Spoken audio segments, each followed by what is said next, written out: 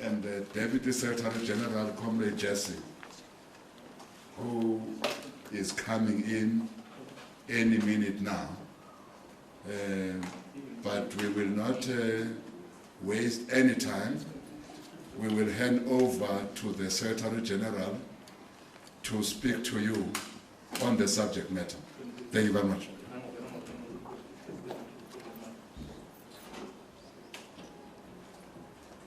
Good morning. The fact that our media briefing had to be delayed did help us in the sense that we didn't have the opportunity for a lockdown. We were not invited to the lockdown, so it gave us time to read it overnight.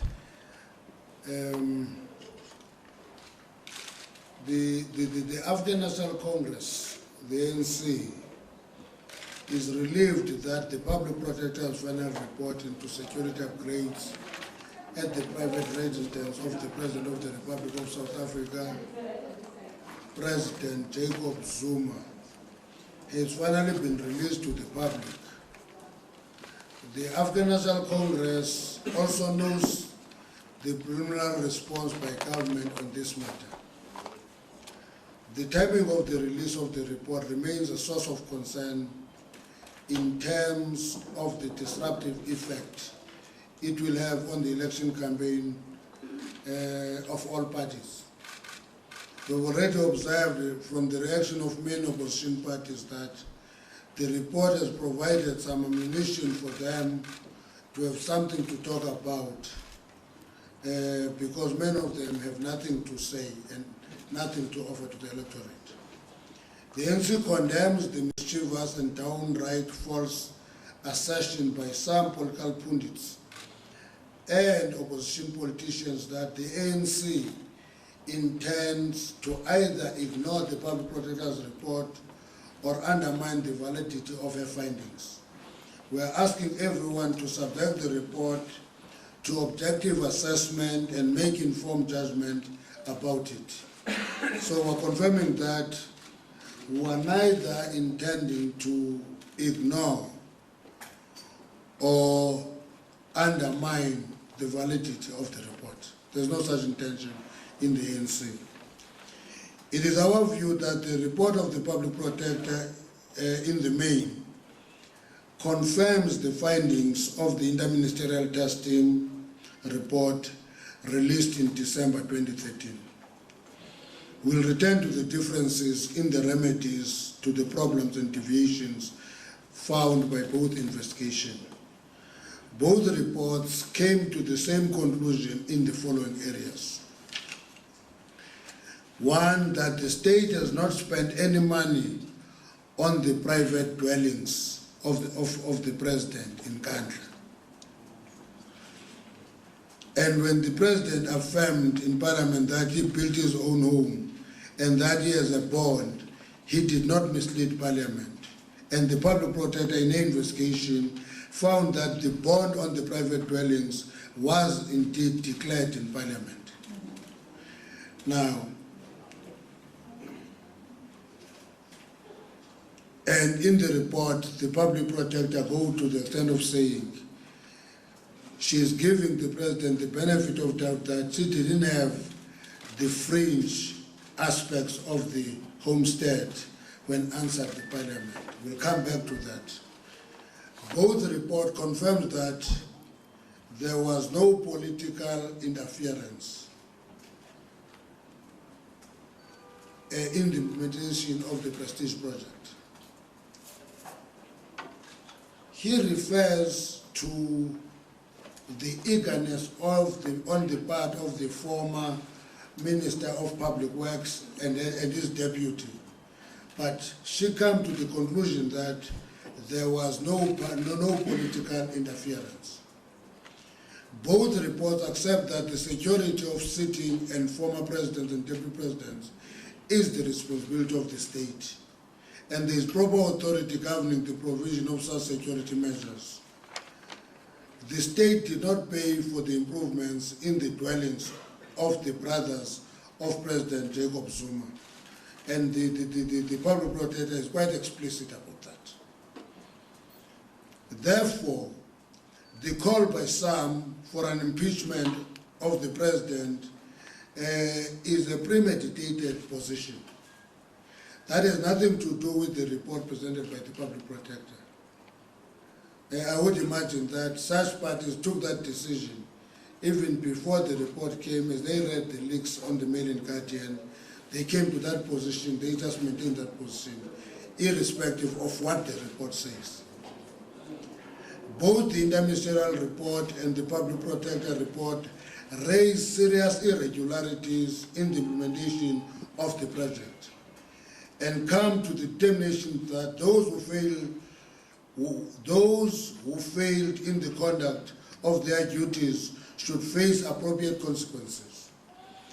Be they government officials or ministers or former ministers, this is in regard to the omissions in the security clearance of those involved in the project, the price inflation, the maladministration, abuse of state resources, deviation from proper procurement procedures. So all of us accept that the biggest problem in that project was inflation of prices. We said that when the ministers released their report, we reaffirmed that position that prices there were inflated, and it's an issue that should be looked into. Actually, we go further than that as the ANC. We say this project must be used as a sample to look into all major projects, because it is generally a trend in the state to inflate prices in massive projects of government. The corrective measures suggested are similar. Many of them are in advanced stages of implementation, and we commend the speed with which government has moved to curb the identified abuses. It is our information that some criminal cases have already been referred and still will be referred to the law enforcement agencies. As I said it before, it is our view that the state must pursue all those who accessed state funds fraudulently. Irrespective of who that person is, if that person accesses state funds fraudulently, that person should be pursued. And we confirm that having read the report of the public protector. Areas of disagreement as to what should be done with the cost of relocation of the crawl, the chicken run, the visitor center, the swimming pool, the so-called amphitheater. I'm calling it the so-called because in one report it is described differently, in another described differently. Must be addressed and be reconciled by government. If agreement cannot be reached within a short space of time, competent institutions of state must review the reports and make a determination. This highlights the dangers of two state institutions investigating the same matter.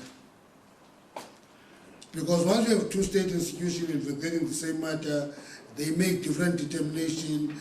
That is going to cause confusion in society. And this is an example of how undesirable it is to have two state institutions investigating the same matter.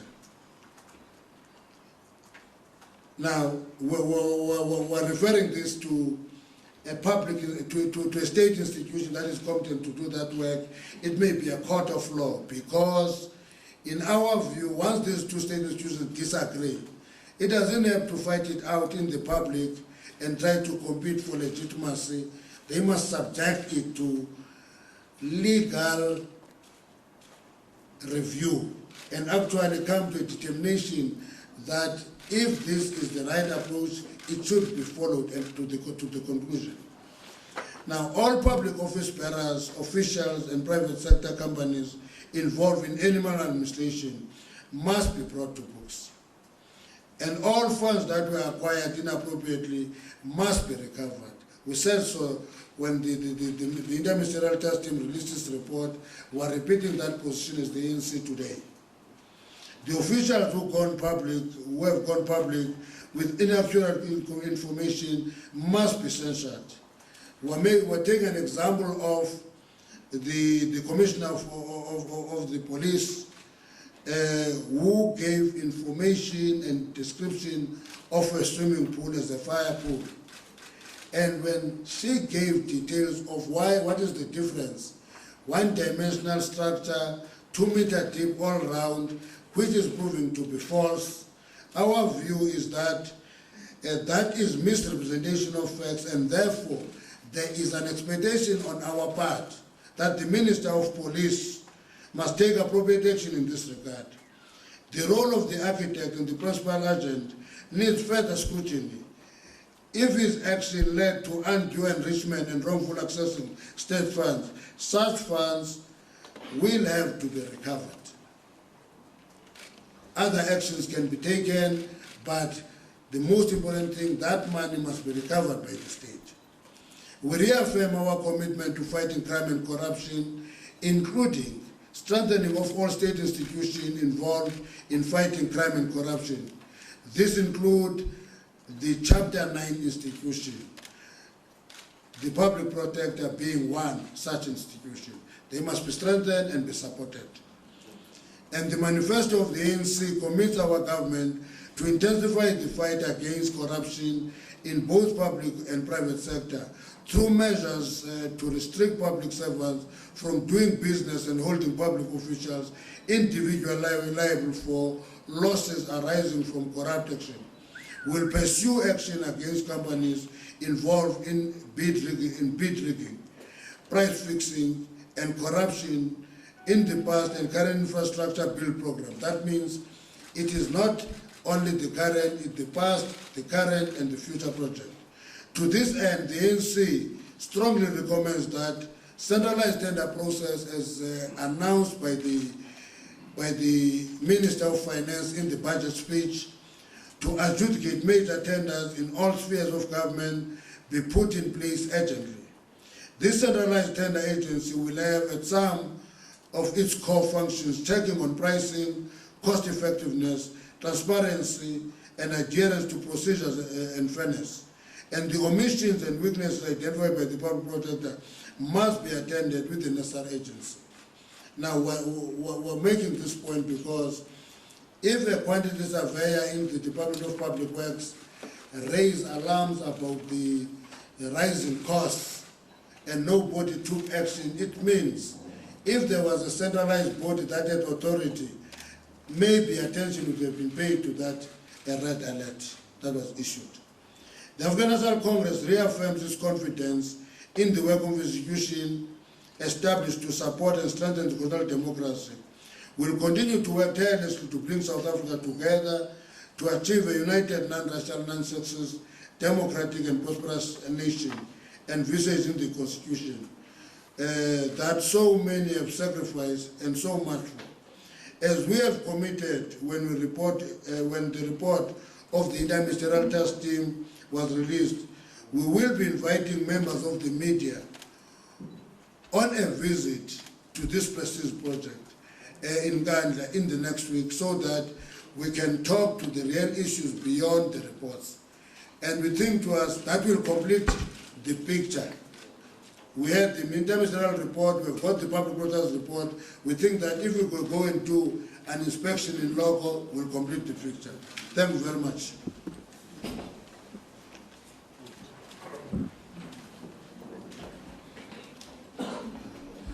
That's our response to the Public Protector's final report on the security upgrades at Nkandla. We will now take your questions. Before we do so, I hope all of you have the statement. Can just raise your hands and tell us. We will note you, and before you speak, just say who you are, so that we have a sense of who you are. Let's start.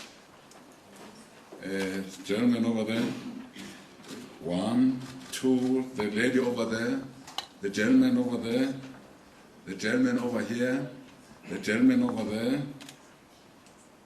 and the gentleman over there. That will be our first round. As you speak, just say who you are, where you are from, It's normal procedure. Do we all have the speaking instruments? Yourself. SG, hi. Hello. SG, Philip DeBet from the Mail and Guardian. I'm looking for the wording still at the moment. You say that those guilty of violations should be pursued. Does that include the President himself in terms of the finding of ethical violations? And if I can shoot a second one, you talk about the state institutions, perhaps even the courts, that should be considering this matter. Does that include Parliament? And will the ANC get behind a call to recall Parliament to consider this report?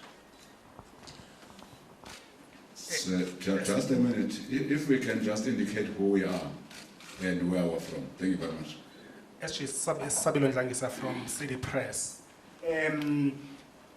Is the ANC satisfied? Don't you think it is perhaps a grave indictment on the president that he's been found guilty of some kind of ethical breaches by the public protector? Because I see that your statement is silent in that regard. And also, the other question is, in Mangaung, you came up with all these noble, principles about, asking people to account for their behavior. Yet you seem to not be calling on the president of the ANC to account, because, for example, the building you refer to as the so-called amphitheater, the visitor center, and other aspects, for example, the check-in run, those things were erected right inside the perimeter of his homestead. And it strikes me as being odd that he would have visited his house several times and never have noticed that these things were being built, and they were being built by the state. Are you satisfied that this approach isn't simply an approach of sort of creating like straw people and fall guys, who would eventually take the responsibility for what went wrong with Nkandla? Thank you very much. Number 3. Hajro Marji, ANN 7. I have a question for the SG and the DSG. SG, I've read the report, I've reread the report, and I've reread the report.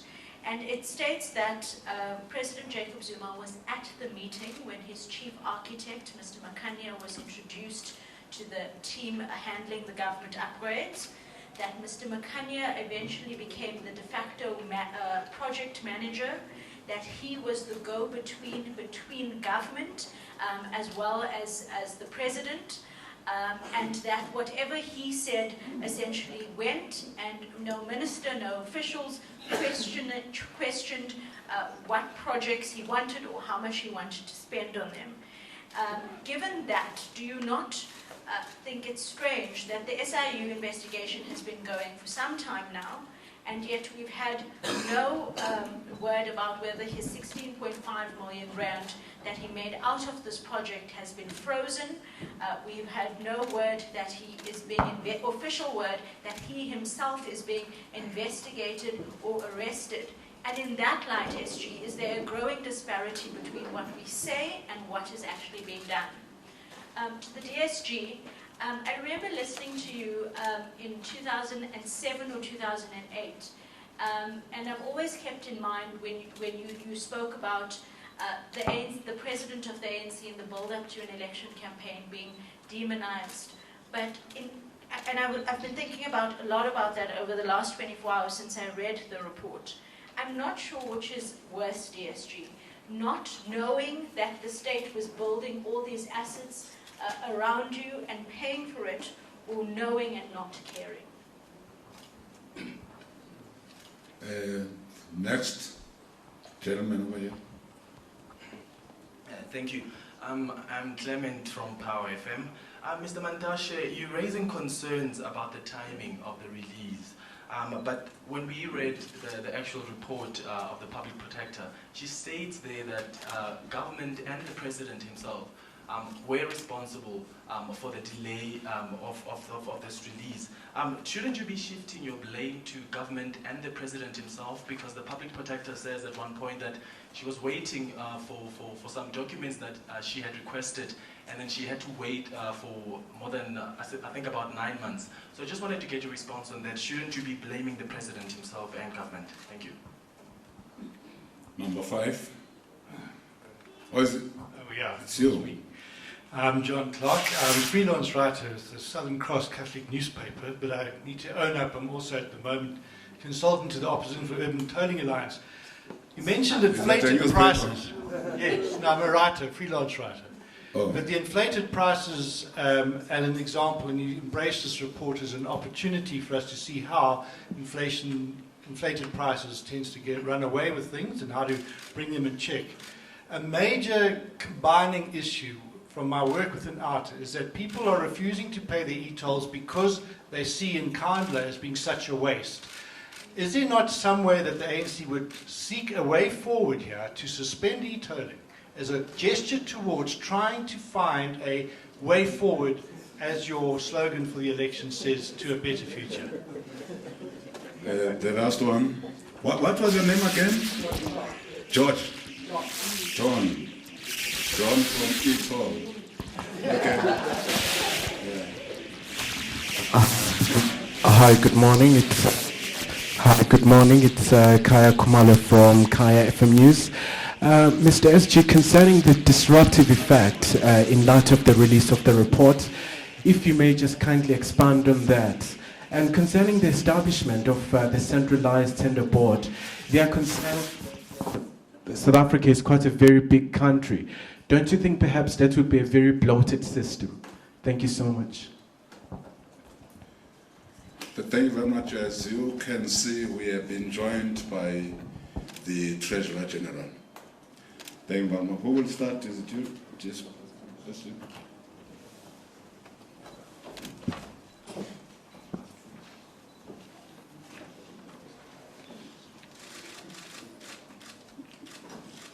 Okay.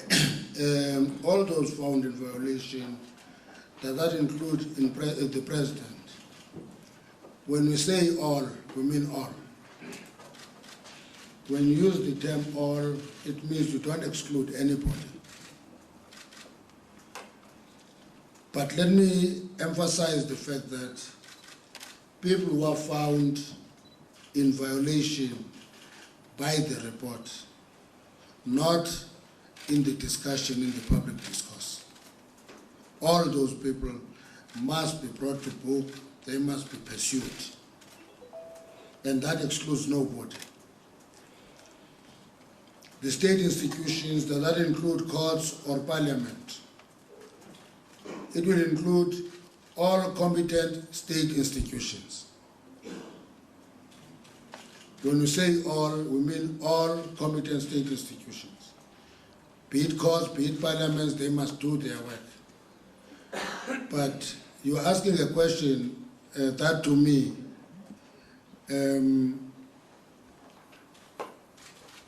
says we must actually dictate to the Speaker of Parliament, who is heading an institution, what to do. And if we can be doing that regularly, I'm sure we'll have another question here. Why do you interfere with this institution? It's a very distinct institution. When we talk of separation of powers, we talk of the government, parliament, and the judiciary. And that parliament is an institution that is standing on its own. And it is headed by a person called the Speaker, working with all other presiding officers. That is their decision. From where we are seated as a political party, we say competent institutions of state must actually do what they should do in terms of getting finalization of where there are disagreements. That's what we're saying. Not calling the president to account, Jangisa. I don't know who told you that the president has not been called to account or will not be called to account? Or is it an assumption? I'm asking because it wasn't clear in this statement. It wasn't No, explicit. wait. You are making a particular assumption that the president has not been called to account and will not be called to account. But the report is quite clear on the line ministries that have not done this, the omissions and the commissions in the report. And our view is that let's use the report as a guide and not do witch hunting. If you have a passion about pursuing the president to be called to account, hold that as your passion. Let's go to the report and pursue people who are highlighted and acknowledged in the report as having committed this omission or have not done this, and that is the route we should follow. Because if we go out of the report and follow our emotional feeling and passions about issues, we are going to falter. That's my view. So if there are issues that the president will have to answer, the ANC will be able to call the president to answer questions on any matter. For example, you are making a point that says he didn't see the crawl, he didn't see the chicken run, and I think it's an exaggeration that is intended to distort the information. Because if there is development around us, let me give you an example. Government approved the building of power stations. We're all aware, we see them. We see them. They are around us. But there are line functions that deal with the building of those power stations that account when the time frame for Mutupi is broken. That line authority accounts. If there is a building of stadia, it is not the president who said, didn't you see the stadia here? Why didn't you account for this stadia? There is line functions. That's how government works. It's a machinery. It is not a one-person driven institution. That's why there are ministries, and under those ministries there's a big machinery that drives those issues. And we must never, never exonerate those institutions and that network if the misconduct is in those positions. We must identify exactly where the misconduct, where the deviation is, and deal with it as such, not just follow our passion and our emotion. The president was present when the architect was introduced, and I think the report, who read the report to that effect? Haja. The president was there. The report itself doesn't stop where you have stopped. It goes on to say, it was logical, that's what the report says, for an architect of the building of the dwellings to be introduced to the other team that was building, so that the work should be integrated. That's what the report says. So it doesn't stop where you stopped. Now I'm not sure why should that be assumed as this man now being an untouchable. And to me, somebody gave away authority he or she is having at the altar of a person. To us, when we read that report, we don't think Makanya is given a bowl, what is it, a bowl of roses, what is it? A bunch of roses. It doesn't smell roses at all there. But what is important to us is who actually abdicated responsibility in the face of this architect. And we are going further to say in our statement, if that architect in that process abused the powers and accessed state resources wrongfully, that money must be recovered. So when you say everybody who got it, we actually talk to that if there was an initial contract of 400,000 rand, it ends up being 16-point-something million rand. Obviously, that should be interrogated and it should be pursued. And the question is, why is he not arrested after the SIU has been commissioned? I don't remember the date of the commissioning of that report, but it doesn't go beyond December. So that means the question is, SIU should have completed its work in the last 2 months and some days. And there should be arrest by now. And my understanding from the ministers in the cluster is that the SIU is working very hard there. There are cases that have been referred to law enforcement agencies. Now, you can't sit in Lutuli House and say, police X and police Y, go and arrest so-and-so. And all you can monitor is whether there is progress in the report, and that's all you will want to get. And therefore, those agencies, if you don't see enough progress in that, you will call the responsible person and say, but there is not sufficient progress in this regard. Now, and the arrest should not be linked to the release of the report of the public protector. That should not be one of the factors determining when a person is arrested and when whoever is arrested. It can be determined by when the report of the public protector is arrested. I will leave the demonization of the president. I'm leaving that one. Delay of the report should blame government. No. You can't blame government. You blame the person who is responsible for the investigation. If I'm called to an investigation and that institution that conducts an investigation has the power to subpoena me, you can't look for people who are actually called to account to that investigation. It is the institution that investigates that has a responsibility to release the report timelessly.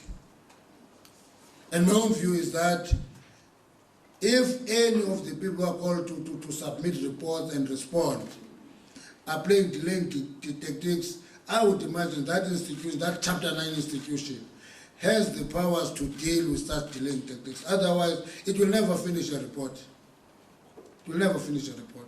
Because it means if I don't want to go, I can just sit at home and not submit the report. My own view is that the responsibility of writing the report and investigation lies with the institution, not people who are called to account. Because at that point in time, it is not the public protector versus the government. The government there is a subject of investigation. It is therefore called to court. If it was in a court of law, they would be respondents. Once they are respondents, they are not having a status of a government. They have a status of a respondent. Now, if you elevate them when they are respondent and you call them government, it means the institution will never work. It means any court of law will be held back because government doesn't want to come and answer for its case. That's why we say the release to us remains a concern. And somebody asked us, how is it disruptive? How is it disruptive? The fact that we're here today addressing it instead of being somewhere else doing door-to-door is a clear example of how disruptive it is. Today we're here. We're talking to you about a report. We are not doing door-to-door and campaigning. That is the disrupting effect. The fact that all the parties yesterday were talking about impeachment, court cases, and others will do certain things, and I'm told others want to travel to Nkandla police station and lay charges, all those things. That is the disruptive effect of the report. That's the point I'm making in the run-up to elections. It distracts us from doing what we should be doing. The inflated prices. People refuse to pay tolls because of Nkandla.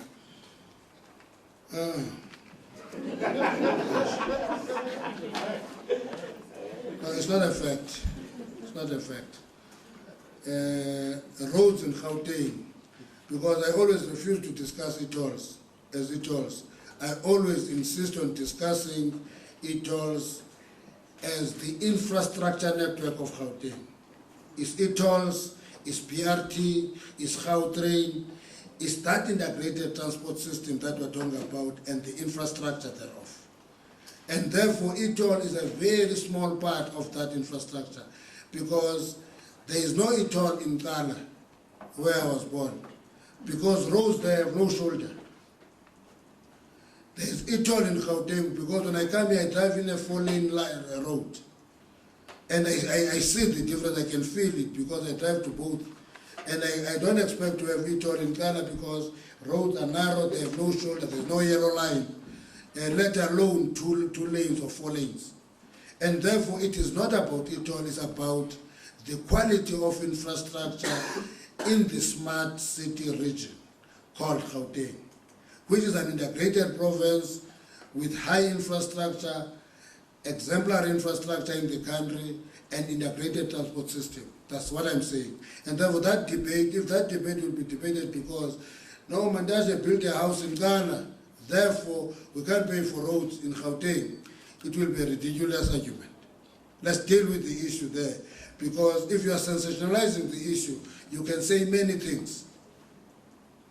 that how many houses would you build with this, how many that is an emotional argument, which is necessary sometimes, but it doesn't deal with the issue. Let's confront the issue. The inflation of prices, to me, is an issue that we should confront in the Nkandla Prestige project and other major projects.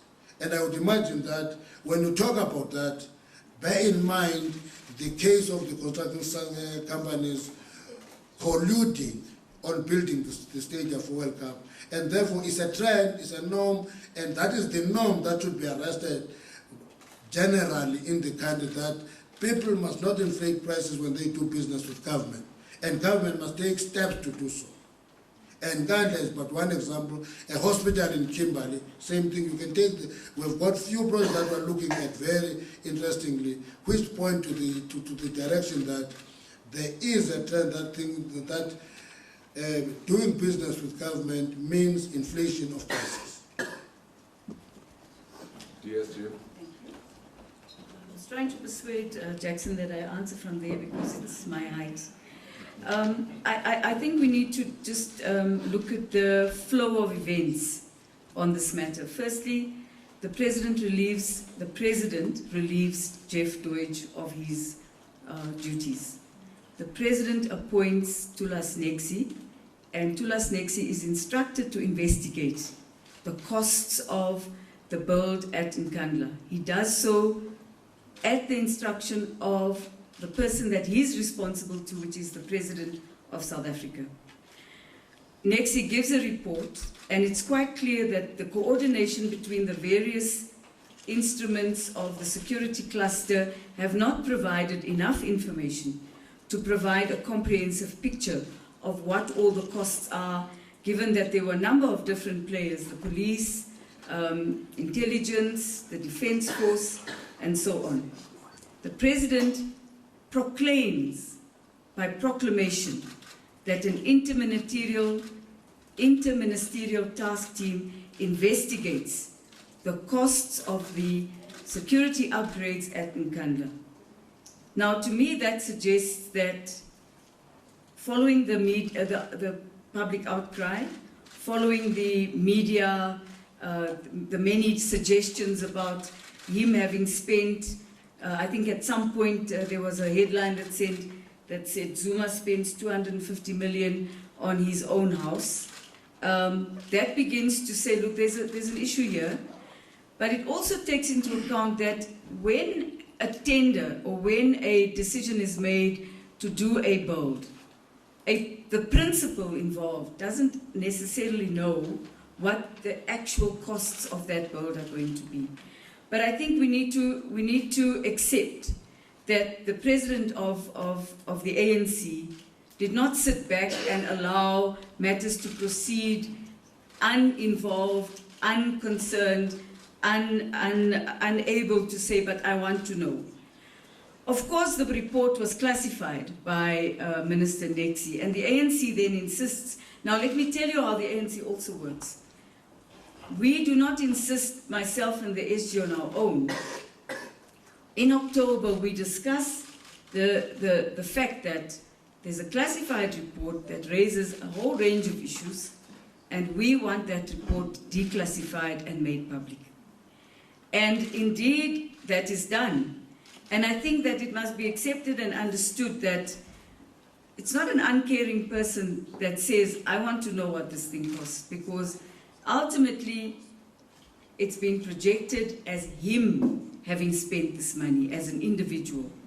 And clearly along the way, he's not being told every single day this is going to happen. For instance, on this issue of a, what do you call this thing, amphitheater. It's described in so many different ways. And at one point, it is described what looks like fairly logical as a holding a wall, what do you call this? Retention wall. But still, it is still described now as an amphitheater. For that reason, the SG and I are insisting that we need to go to Nkandla. We want to see this thing for ourselves. We've not been there, either of us. So I just want to say, Hajra, that in 2007 and 2008, there were different circumstances. But when we spoke, when you and I spoke, I took you through pre-election of Nelson Mandela, described as a terrorist, pre-election of Thabo Mbeki, described very derogatory by the South African media, pre-election of President Jacob Zuma, very different circumstances. And I think now we are saying, look, let's not say the president didn't care. Let's actually examine what actions he did take. And a president who did not care would not have asked, would not have changed the minister, and would not have instructed his minister to investigate. Two ministers. Oh, yes, actually also there was another minister, Mahlangu as well. And instructed Nexi to investigate and proclaims an interministerial task team, which, by the way, I must just say, is a very legal entity in the sense that ministers of state take an oath of office. They are accountable to Parliament, but they're also accountable to cabinet. They're cabinet. They're the cabinet of the Republic of South Africa. So there can be no suggestion that any outcome of an investigation that they do has no legal status. And I think we can argue about that at some other point. But thank you very much. They are not a legal committee of ministers. That does no legal status. No. What the SG just said, I think let's just say what he said. The ministers who sits in the security cluster, we want to put it on record that it is incorrect and disrespectful to call them little ministers who sits, little committee of ministers that has no standing. It is not only disrespectful, but we think that it's something that all of us should not call them. The gentleman over there, the lady, yourself, and yourself, in that order.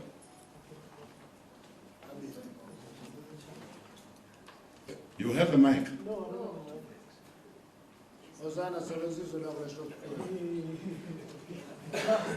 You just tell us who you are. Yes, from the Sunday Times. Can you hear me? Just speak. Anyway, if you can hear me. The Public Protector recommends that President Jacob Zuma must pay what he says is a reasonable portion of non-security related items, of the enhancements that were done to Nkandla. I just wanted to find out from the ANC whether you would encourage him to pay that, whether you will talk to him about it, and what you would consider a reasonable portion that needs to be repaid to the state. And then also, for the second question, to the DSG. The public protector mentions you specifically, no, not you. She mentions something that you alluded to when you said that she was comfortable, she seemed comfortable with the leak, and she said that, those statements from the ANC were hurtful. I want to know if, you still stick by that assertion. Oh, okay. Thank you. Hello, SG. I'm Ranjini Mansami from the Daily Maverick. SG, in 2008, there was a judgment by Judge Chris Nicholson in the Pietermaritzburg High Court, which you used as a basis to recall President Thabo Mbeki. And the reason was that the ANC gave was because there was an abuse of state institutions for a political agenda. Now you have a report by a Chapter 9 institution which finds that the president is in violation of the Executive Ethics Code and his conduct is inconsistent with the Constitution. Are you calling an NEC to at least discuss this matter?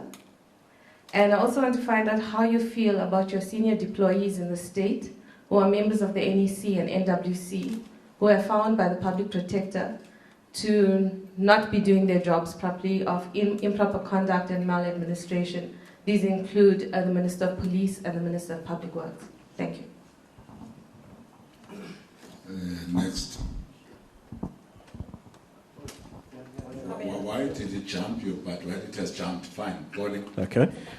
Colin Gambi from eNCA. My question is slightly similar to Ranjani's. The Nkandla issue has been such a sore point for South Africans. I think we've even seen the president being booed as a result of this. And coupled with many other issues that have come. You mentioned them, Gupta Gate, it's been there. Is it not time that the ANC suggests, or is it not time that the ANC recalls the president? Or at the very least, apologize to the public for what has happened here? Second question, the president, and this is now to the DSG, who says that the president has not remained uninvolved in this project.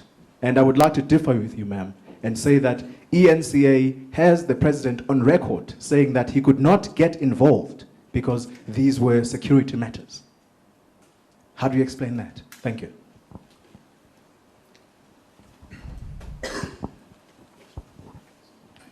After you, the gentleman. Hi, I'm Renat Alcon from CCTV. My first question is very much what Colin Gambi says. Do you think the ANC, the president owes the nation an apology? And you talk of the disruptive effect of the Public Protector's final report, SG. How concerned are you that the issue of Nkandla will cost the ruling party dearly at the ballot box?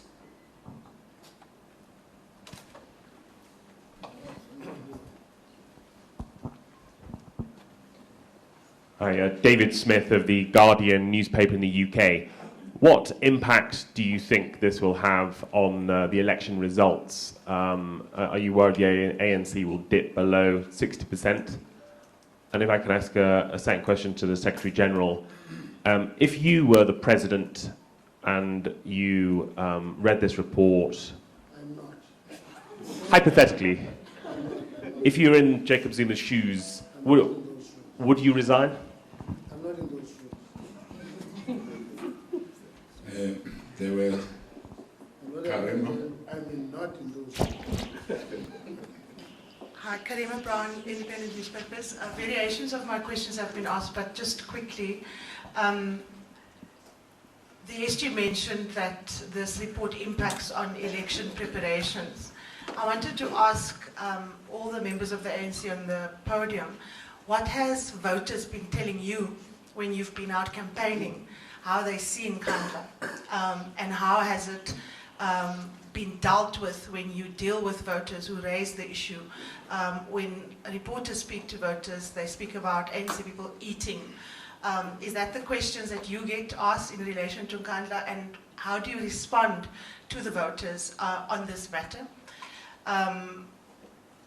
Your own research, which you conduct as your campaign goes on, what impact has the Nkandla matter had on your ability to communicate with your base?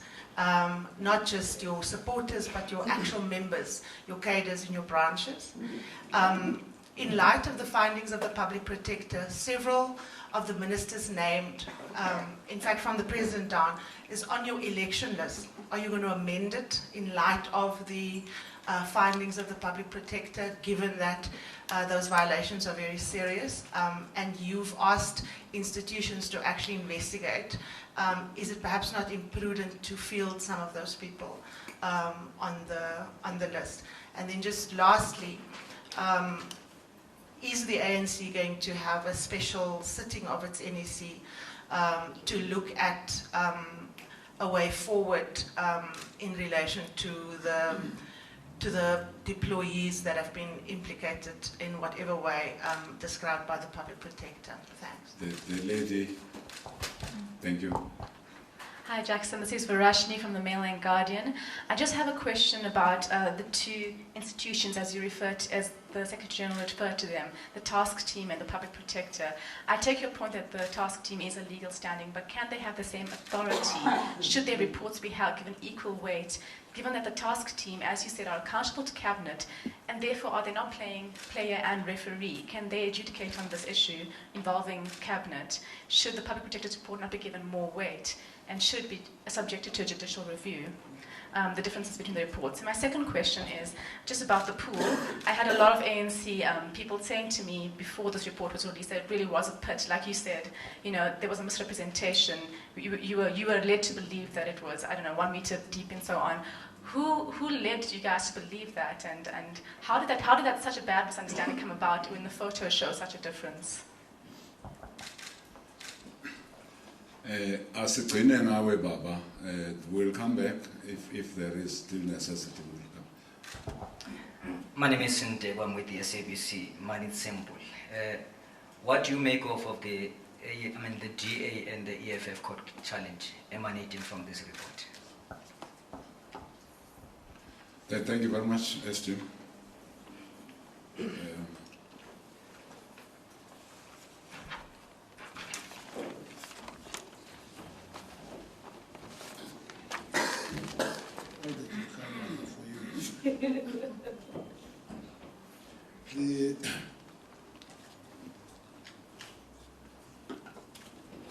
The public protesters say the president must pay a reasonable percentage of the cost for non-security aspects. And the question is whether we will encourage him to do so, or will we determine the portion, the reasonable portion. I'm sure you are not in the lockdown. You didn't read that. The report is explicit that the president must sit with particular ministers, Minister of Finance and Minister of Police, to determine that reasonable percentage. That's what the report says. It is not the ANC that will determine what the reasonable percentage is. Actually, it has no competence to determine that percentage. The ANC doesn't have that competence. Therefore, it will be government that determines that percentage. So that's what the report says. The report itself is clear on who should determine that reasonable percentage. But what we should also appreciate, that's why we say two state institutions investigating the same issue and come to different determination causes confusion, because the public will come to determination that these are non-security aspects. The interministerial task team report says movement of the crawl was a security consideration, and they go on and on and on. Therefore, you have two aspects of the same finding. That's why we say the two reports are the same in the body. They become different when they make determinations. Now, and I think that question can be linked to the question from the lady from Mail and Guardian is, I could see when you were lashing Jackson that you want your name to be pronounced properly. Yeah, Rashni. Okay. Whether the report can be given the same weight. From where I'm seated, if a report comes from the public protector and another one comes from the public, from the Auditor General, which one do you put more weight? If there is a report from a chapter 9 institution and there is a report from government, which one do you put weight on? Let me tell you how that question is wrong, because it means the government must stop doing its work until a public protector has made a determination. That's what you're saying, basically. But government can't wait for a chapter 9 institution to do its work. It should continue doing its work. Chapter 9 institution must intervene appropriately as it is required in terms of law. So there's no waiting in this. There are two reports from two state institutions, one from the cabinet task team and one from the public protector. They make the same observations, but make different determinations. That is what I said need to be put to a competent body to actually assess and review and reconcile. And to me, that is the category of issues that should go to that body. Now, Ranjeni says Nicholson report led to the recall on Mbeki. You will not find that in any document of the ANC. It's in your head. It's in your head.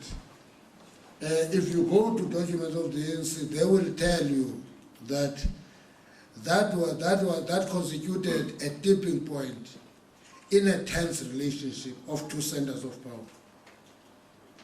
So I'm not sure if you want to say it is the Nicholson judgment that led to the recall. No, it is not.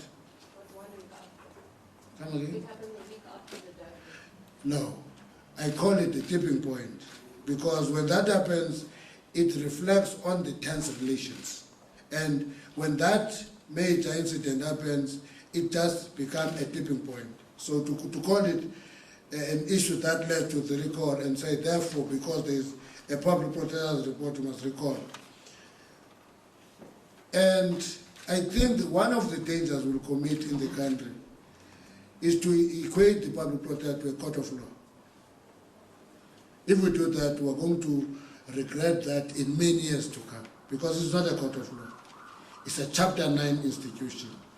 That's why it makes findings, it makes recommendations, and it submits its report to other bodies, including Parliament. A court of law makes judgments. It's not the same. It's not the same. Actually, a public protector report is reviewable. It's reviewable. Yes. A judgment is reviewable in the judicial system. Okay. It can be appealed. You can appeal a court judgment. There is review. The court, the determination of the public protector is reviewable. Court judgment is appealable. Ranjin. Big difference.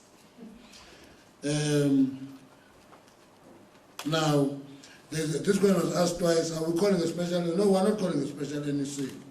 We have an NEC, a scheduled NEC next week to deal with normal work of the ANC. Obviously, we may talk about the issue in the course of running the NEC meeting. There is no special NEC to deal with the report of the public protector, no. Next week, there is a normal National Executive Committee meeting for 3 days, and that Executive Committee will deal with the business of the ANC. And I'm sure those who have been coming to media briefing will recall that we said the May one will be focusing on the state of the organization. We may, in the course of discussing the state of the organization, deal with the public protector report. But there is no special NEC for it.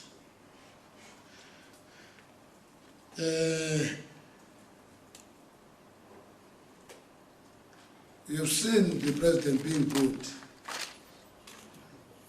You've seen me being put. That's a call. I remember you present in the meeting in Patchwood when I was put for 10 minutes by the SAT members. You were there. Now,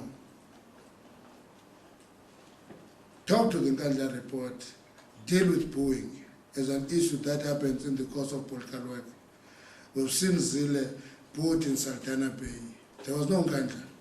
If politicians get booed, you may not know that. You may not know that. Politicians get booed.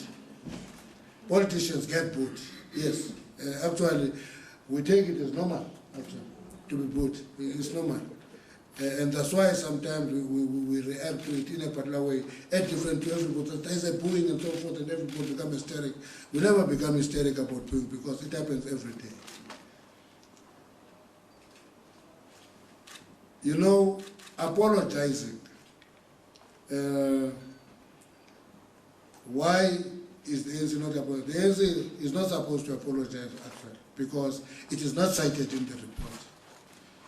And the ANC doesn't have a private residence called Nkandla. Its private residence is called Chief Albert Luthuli House. If there is any apology, if need be, that can be by the president, if need be. It may be by the relevant ministers who have omitted doing certain things when it comes to a point. So that is an issue that goes at the level of the Commission or omission committed by the person, it is that person who should apologize. And therefore, if there is a need for apology, it can't be the ANC. Even if we apologize, I can tell you now, we can say we apologize profusely. South Africans will not believe us. They will call that apology a cover-up, because we'll be apologizing on behalf, and it will not make sense. And therefore, we leave that to the President, if need be, the relevant minister, Minister of Police, Minister of Defense, Minister of Public Works, and all those ministers. Those are the people who can actually oppose to South Africans for omissions and commissions. How concerned is the ANC about this? The ANC is concerned about the elections. We take elections very serious. Anything that is having a potential of negative publicity concerns the ANC. But I think it will be an exaggeration to say this will take the ANC below 60%. We put a figure to it. What if it takes us below 70%?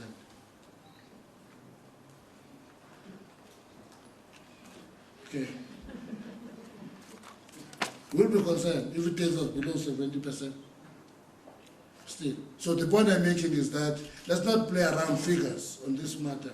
Let's accept that it is a concern, because anything that is actually bringing negative publicity close to the ANC will be a source of concern for the ANC.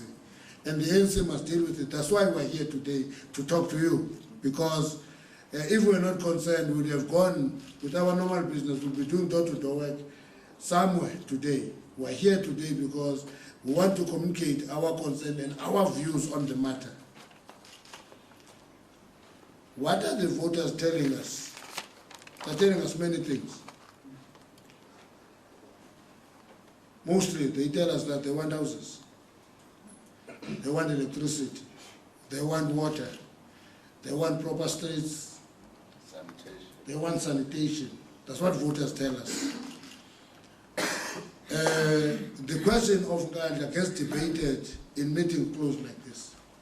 But when we go and campaign there, our people know that what is important to them is to change their own lives. When we campaign and say, when will build the house built, when will I be taken out of this shack? And that's the issue. What are the jobs? Why are you allowing the jobs to be taken away by foreigners at the bottom end of the economy? Those are the issues that come up very regularly. You meet this once. You remember last week I was in Sasol, and I did a whole section of a township. There was one woman who raised the issue. And the Independent wrote an article on that. And I asked the journalist concerned, why do you multiply one person? One person. And we allowed journalists to go with us, house to house, meet people in the street, talk to them, campaign. This one woman came with that and raised the issue. And in the article, it was a major issue on the article, but it's one person multiplied. We don't say it is not important. It's a major issue. For us as the leadership of the ANC, it's a major issue, whether voters raise it or not. That's why we're concerned about it. That's why we're dealing with it. That's why we're confronting it. And that would be my response. That's how we respond. Because it's not a major issue that comes all the time. Will the list be amended? There's no reason for that. Otherwise, can I tell you, your way of questioning shows to me that you never run a party or a club. That shows clearly that you have never run a club, just a football club, let alone a big organization. Can you imagine a situation that there's an issue here, and there's a report, an investigation report, and every time there's a report, you run and dismantle your structures? Can't be. Can't be. must allow this process of this investigation and the implementation of the steps taken to take its course, finish, then we take informed decisions. Otherwise, if you take this on the basis of there's this report, is still to be investigated, and the Bible says, reprimand Minister X, Y, and Z, and then we come and say, fire them from the list. You see? The Bible doesn't say to the President, President, please reprimand Minister X, Y, and Z. We come here, you say, fire them, remove them from the list. It's an issue that we must deal with as a society, whether as a society we are in the first century after Christ, where you judge a person to the fourth generation of those who disagree with you. I don't think we should do that. We should deal with issues when we censor people. We must censor individuals on the basis of the merits of a process. And if we don't think there should be processes, we must just get a report and we pronounce in a media briefing that we're firing 5 ministers. Actually, I can tell you that in 10 years' time there will be no organization. Because if their ministers were found guilty of any misdemeanor, the duty of the organization is to invoke processes to deal with that issue on individual basis. That is called fairness. That is what is called fairness and justice. It's to give people to answer for their misdemeanors and to take decisions. Now the shortcut that you are giving us, that you read the report yesterday, are you firing that minister, that minister, that minister, is a shortcut that smacks of unfairness and miscarriage of justice. Now, EFF and DA court cases, is there cases, why don't you ask them? There are cases, they are laying cases. To them, they are sensationalizing the issue. They go to go. They're not making the charges because they want a court case. They're laying the charges so that they get the media reporting that they've laid a court case, and that's it. It's sensational, it's political, it's politicking. It's in the run-up to elections. Let them do it. It's the same as DA marching on us here. Say we're marching to the Rotula's. They know it is wrong, they do it because it's sensational.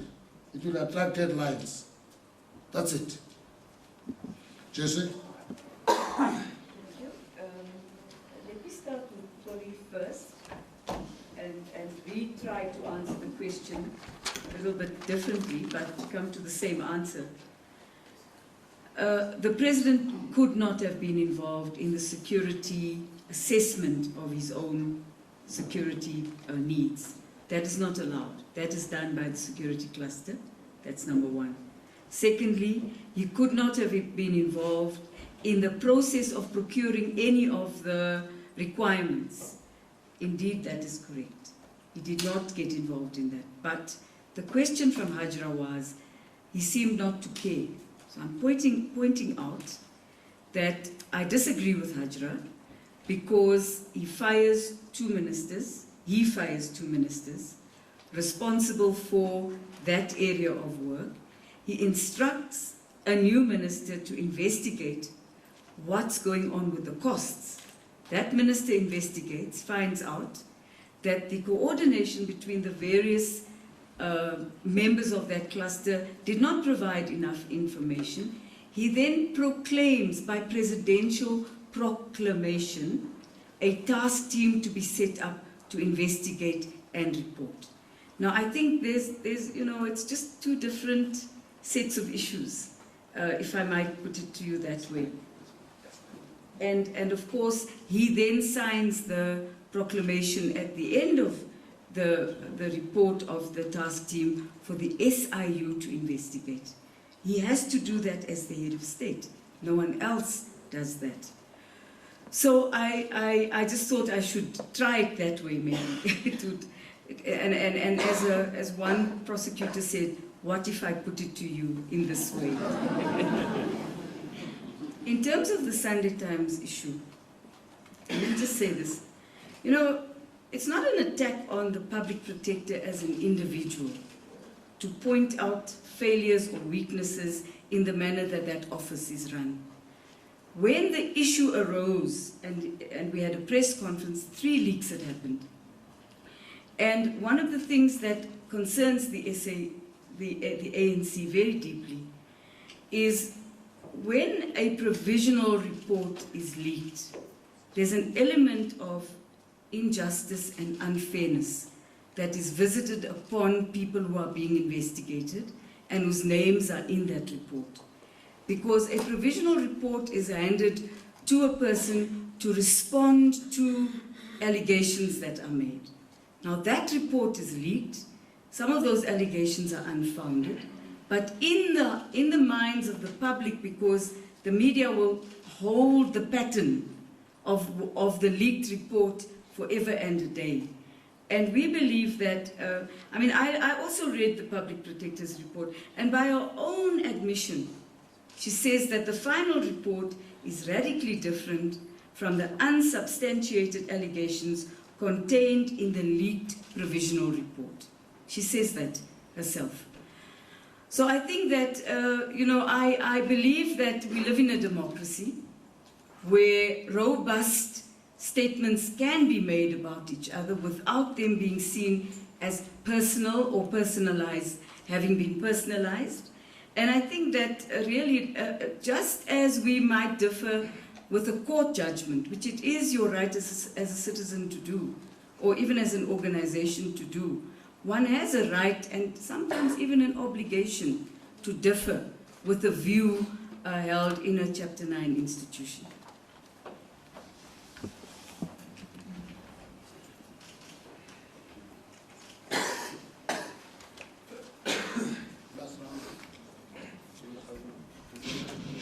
We will be taking this as last round as we have some urgent matter to attend to. I'll take the ones who have not spoken. 1, 2, 3, 4, 5. Thank you. That all. I know the ones who have spoken. Morning, SG, DSG, Jackson, and Ready. Nicholas Barr from eNCA. Now, you claim the person conducting an investigation is solely responsible for the timing of its delivery. Solely, yeah. Beg your pardon? Solely. Okay, beg your pardon, sorry, I added solely. But you're saying that they're responsible for the timing of its release. Thuli Madonsela said that she waited for 9 months for the president to provide the information she needed to complete her report. She went on furthermore in the press conference saying yesterday she would have released this report midway through last year were it not for these extensive delays. Can she be held responsible in its entirety for the timing of this release? You demanded that it should be released before elections. She's of the opinion that she delivered it as soon as she could. Did you expect her to subpoena the president, as you are suggesting? And then, secondly, you suggest that you want legal examination of the Public Protector's report next to the interministerial report to decide which will supersede the other. How is this going to happen? What's your plan in this regard? Next. If colleagues, we are taking this round because we respect all of you as we always do, but we have time constraints on our side. If you can just be to the point. Thank you. I'm Malek from ANC. I want to know, we're here again with President Zuma's accused son. I would like to know from you, do you think the ANC has lost the caliber of leadership since the time of Mandela? Next.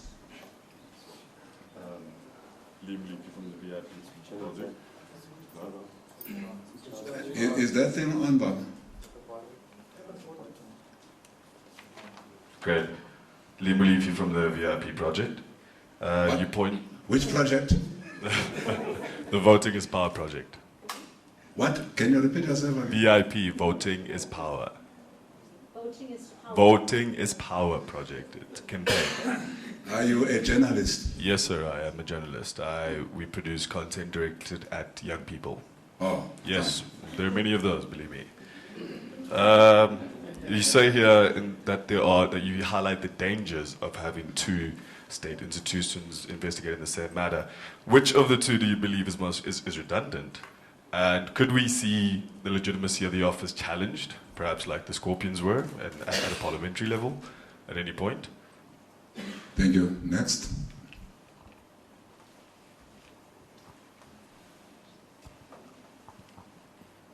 This is Johannes Marburg from AFP News Agency.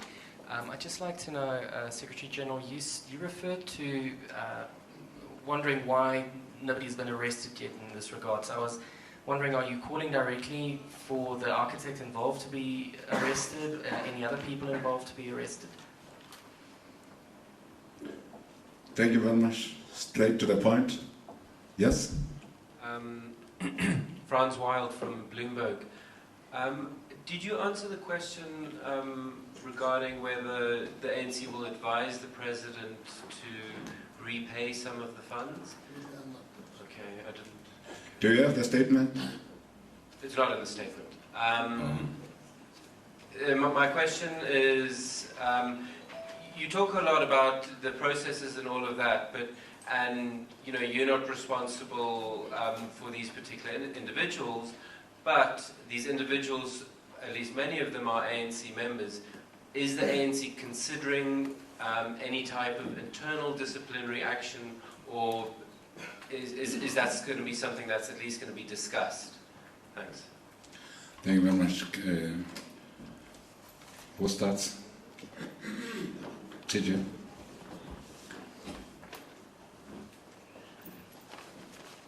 Thank you very much. Good morning. Just one issue that we wanted just to finish off was the issue of the misleading description. Okay. Now we were quite concerned as the ANC leadership. We have been having a number of briefings where we ask questions. If we find something doesn't make sense, we ask the questions. And in this case, the description that was given to us is what we've repeated publicly. And our office is such that whenever there is an issue, we have to understand from the responsible institution. And the description that was given to us was completely erroneous. And therefore, when we go public and make a statement, we take on the good faith with which the statement is made. And we have indicated here that we are very upset with that. And we actually don't think that any official can mislead anyone, not the public, not the ANC leadership, not the government leadership. And that's the point that we're making. And so it was based on the fact that we ask questions and we take the answers seriously. And that's the point we're making. The other issue, probably want to with all the issues. The issue of losing caliber of leadership. I don't think we can say the ANC is losing the caliber of leadership. To start off with, Madiba was in his own league. You're not going to ever have another Madiba. And therefore, it is not correct to be comparing anyone with Madiba because the circumstances that brought about Madiba and everything around Madiba was very different. And I think we need to accept that we're very fortunate to have Madiba. The point, though, is that sometimes we take certain issues very much for granted. There are huge challenges in managing an emerging democracy, and therefore it puts a lot of strain in the entire organization, in the institutions of government, in the fact that there are lots of things where we're all pioneering on that will become very easy and logical many years to come, but that would have been a lot of struggle as we try to make the right choices over that period. And I think we mustn't underestimate the fact that we're actually trying to fix our democracy as we go along. And therefore, what you will find is that certain challenges we'll have to face, and some of those challenges will take lessons as things happen, but some we will look back in retrospect and say, well, this was not the right choice, this could have been a good choice. And I think we must understand that it's a very fluid and dynamic situation that we're managing. And part of the mistakes, some of the achievements, all of that are a balance of what in the future we'll look back and say that's our history, difficult as it might have been. The question of the legitimacy of the public protector, I think if you look back at the statement that has been given, there isn't anywhere where anybody has said we do not support. As a matter of interest, the Chapter 9 institutions were part of the Constitution. That Constitution came about largely because of the African National Congress, because that's the party that had the biggest amount of votes to support such a constitution. No other party could have done it unless the ANC was actually doing it. So I don't think that when there are issues of disagreement on processes, on content, on conclusions, we must equate that to be a suggestion that there is an undermining the legitimacy of an institution. And in this case, you would have also noticed that the Secretary General has highlighted a number of areas where not only the Interministerial Committee, but also the ANC would have certain observations that are almost similar. And the point that we are making is that part of this challenge of a new democracy that's emerging is also about the role, of the different institutions of government investigating the same issue, and therefore creating a bit of a difficulty when you get to the conclusions. And that's really the point that we're making. It is not really up to us to say who needs to make a decision on that matter. We're simply saying there will be competent institutions of state that must deal with that matter, and we are deferring it at that level. And I think if the ANC were to start pinpointing to say go to that institution and that institution, when in fact that should be the function of those who are managing the issue, and I think it would not be a correct thing. Our issue in this case is not that we have a problem with the legitimacy of the public protector. We also are saying that we accept a number of things. There are issues which we believe in the context of the discussion need to be teased out more, and that's the point that we are making about it. The Secretary General is saying it is not just government that we say must be investigated, government officials, and that action must be taken on those. We're saying even if there are others, people outside. As an example, the architect is actually being made an example. But it is not also up to us to say we can call for this one to be arrested. Well, we're not in charge of the process, we're not in charge of the charges, the investigations, the outcomes thereof, but we believe that those who are involved in that will be able to determine at which point who needs to be arrested and what action needs to be taken. And all we're saying, we stand behind those as the ANC to make sure that those are acted upon, and we will support the processes that take the issue forward. And it will not be correct for us to start identifying individuals and say so-and-so must be arrested, so-and-so must be arrested. And I think we need to understand it in that kind of in that kind of context. Now, you get a public reporter, public protector's report out. It's only a day old, and we have not heard how far the government would have discussed it, and we have also got our own discussions and so on. So there aren't really any assumptions we can make if there's anybody who need to be disciplined internally and so on. Those issues you don't make public pronouncements on, you report on the basis of an internal process that would determine. In other words, if any of the issues are referred for internal discipline, that's only the way that things happen. But it wouldn't be a conclusion you can read on the basis of a report that has just been issued without any discussions or processing internally. So I would then say that it might be a bit too early for anybody to expect us to answer a question like that, because we don't know. Let's say there's an investigation and it takes a particular course, and then the ANC comes to the end of that course and say, oh, but with that we need to take action, and then of course the action can be taken. I think we must also underline the point that the ANC has been as much concerned about this matter as the public has been raising the matter and debating the matter. And it's concerned, as the SG is saying, we all have this view, we're concerned about it, irrespective of how much is being raised in the public. It's because our role is to make sure that we give a particular oversight over some of the things that are happening in the government. But at the same time, the ANC has to be always alert on issues that might be attracting negative sentiments towards it, whatever the source thereof would be. And therefore, the ANC remains very concerned on the matter. But we also believe that we need to allow the competent institutions to take the matters forward and take them to conclusion.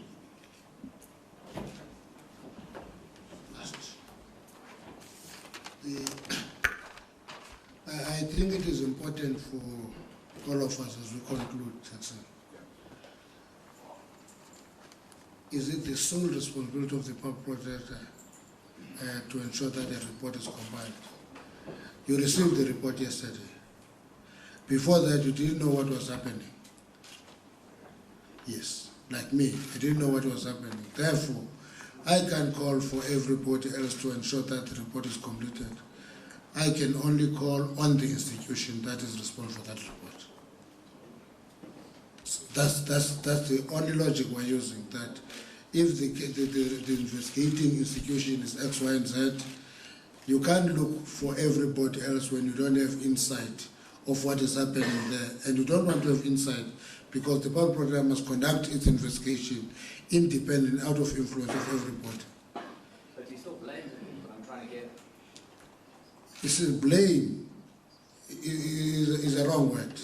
All we're saying is that timing of the release of a report that has impact on political processes is very important when you are in the run-up to election for political parties. It may not be of concern for everybody else. For political parties, it is of concern, and that's why we've been calling for the release of the report from December. The last point I want to talk, I think comrades already covered all the reports. I think we must be careful of this thing of every time you talk to us, you equate us to Mandela. Because you are doing what Mandela hated. You are doing what Mandela hated. Mandela hated being thrown around and brandished as an angel. He always said that. You know, he made a point in 1993, I was talking to Richard Stenger. Your duty is to work with human beings as human beings, not because you think they are angels. That's his words, himself. Now, if every time you see problems, you see, what about Mandela? The ANC didn't start with Mandela and ended with Mandela. Before Mandela, there were how many presidents? There were 8, 9. There were 9 presidents before Mandela. So the ANC history doesn't start with Mandela and end with Mandela. There were 9 presidents before him. There are 2 after him. Okay? There will be many presidents to come. So it's a terrible thing to say. Do you think there's a caliber that is not like Mandela? Why not like Zuma? Why don't one look for a caliber like Pixlika Isaga Sebe? And why don't you look for caliber like Chief Albert Lutuli or Oliver Tambo? You can listen. So everybody who every time talk to the ANC have a picture of an ANC of Mandela that is not only one period. I know that journalist is periodizing analysis. He has no broad mind of analysis. He starts periodizing analysis. So there's no such a thing. Talk to problems, don't talk to Mandela. You see. There's no going to fantasize on Mandela. Please, that's the only appeal. Thank you very much. Thank you for talking to us. We are going somewhere with Comrade Jesse Duarte. We have a mission. Yeah, otherwise we'll miss our flight. Thank you very much. Ladies and gentlemen, that was the closing statement by the SG. Can you remain, because we have the Youth League coming in. The Youth League is right here. Youth League, and the one-on-ones, Comrade Kusela will deal with that. Thank you very much.